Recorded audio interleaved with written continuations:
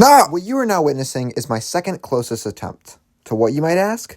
Well, today I'm going to be trying to beat Minecraft's PvP while also beating one of Geometry Dash's crazy wave levels, Ultraviolence. Now, there are two things I need to explain before you all lose your mind. First, we are doing an auto level, and you might be like, bro, why are you doing that? Wouldn't it be so much harder to actually do the level? Well, actually, no.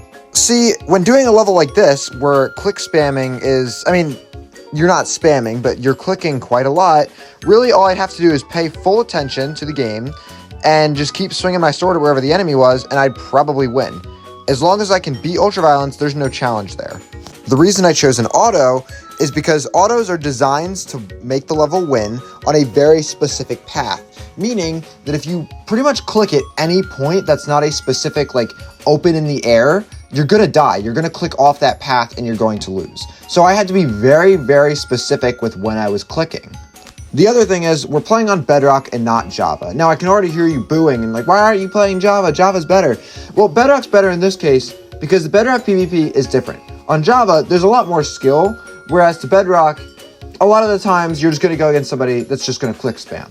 So because the whole point of this is to click as little as possible, and Bedrock is all about click spamming, I think you can see where this is going. With the rules out of the way, I know you guys clicked on this video, most likely because you saw it on your FYP and said, whoa, that's cool, I just want to see him do it. So I'll show you some failed attempts while I kind of explain how I'm doing this, and then I'll just show you the win.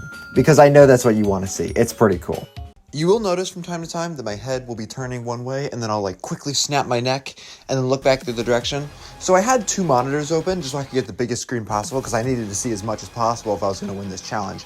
On the right side, which way you'll see me looking the most, is Geometry Dash. That I need to make sure I always know where I am exactly in my position so I know it's safe to click. Occasionally, you'll see me flick over to Minecraft. Really, all I need to see is where my opponent is and what's in my inventory. So I quickly look over, I get whatever quick glance I need.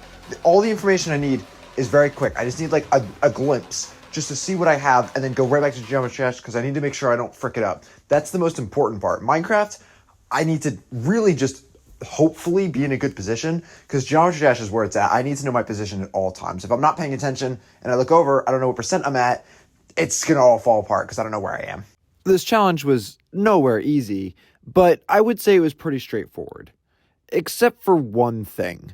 The Abomination boss fight was, for lack of a better word, an abomination. Because of how his boss fight mechanics work, and even though it's an auto level, it should go through his arms, but it moves so fast at a frame rate that the auto cannot do. So at a very specific percent, I had to do this at dodge the attack so I wouldn't die. Now, I know how to do it. I've done this level many times before. The problem was while playing Minecraft, I had to pay attention to the percent, especially when I got there, on the exact frame. Because it's an auto level, if I do it at the wrong frame, it's just going to kill me because they're oh, you went off the path. So I had to do it on I wouldn't say it was a frame perfect trick, but it was really freaking close. A very, very precise framing to get it so I would dodge the hand and then I'd be fine. That alone took me a couple hundred attempts. But as you'll see in a second, I was able to finally complete it.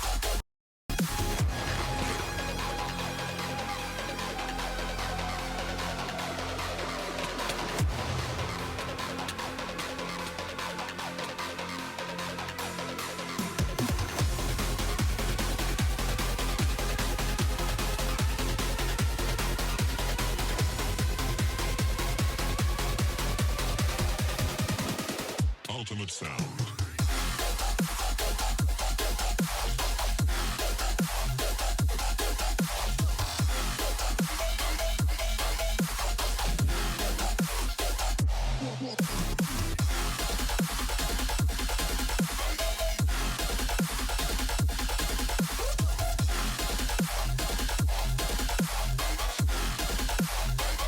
It's not